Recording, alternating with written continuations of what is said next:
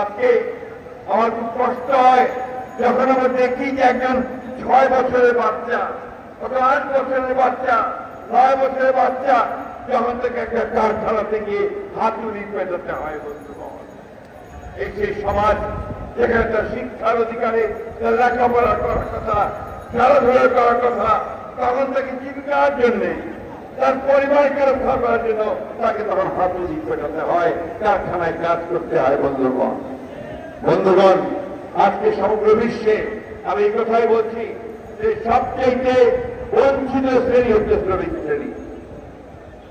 যুগের পরিবর্তন হয়েছে, প্রযুক্তির পরিবর্তন হয়েছে, উৎপাদনের যে প্রক্রিয়া তার পরিবর্তন হয়েছে, এখন যন্ত্রের আবিষ্কার হয়েছে, কম্পিউটার এসেছে, শারীরিক পরিশ্রম কমে এসছে, কিন্তু শ্রমিক শ্রেণীর যে প্রয়োজন সেটা কিন্তু কমেনি। বন্ধুগণ, যারা 1886 সাল থেকে তাদের অধিকার রক্ষার জন্য তারা প্রাণ দিয়েছেন, বুকের তাজা রক্ত রাস্তায় ঢেলে দিয়েছেন, যারই প্রতীক আজকের লাল রং।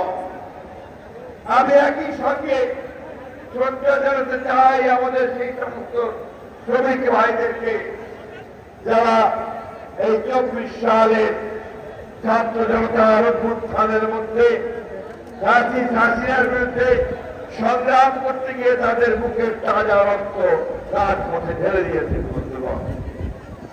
বন্ধুগণ, এই সভ্যতা, এই যে পৃথিবী, এই যে আজকে আমরা বিভিন্ন কল কারখানা পাই, এই যে আমাদের সামনে ড্রোন, ক্যামেরা, অট্টালিকা, যা কিছু দেখছি সব কিছুর উপরে লিখিত রয়েছে আপনাদের শ্রমিক ভাইদের অবদান, তাদের রক্ত, অর্থাৎ শ্রমের ঘাম।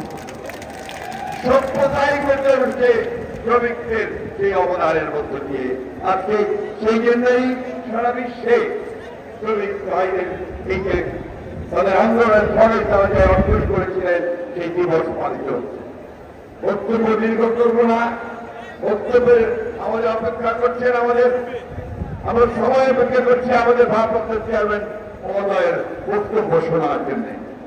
আমি সেটা আপনাদের সামনে একটি কথা বলতে চাই, সেটি হচ্ছে যে সবচাইতে বঞ্চিত শ্রেণী মানব জাতির মধ্যে যদি থাকে তাহলে হচ্ছে শ্রমিক শ্রেণী। বন্ধুগণ, তারা মাথার গাম পায়ে ফেলে ফসল উৎপাদন করে, তারা উৎপাদন করে কল কারখানায়, তারা গোটা সভ্যতাকে বাঁচিয়ে রাখে, অথচ তারাই তাদের ন্যায্য মজুরি পায় না।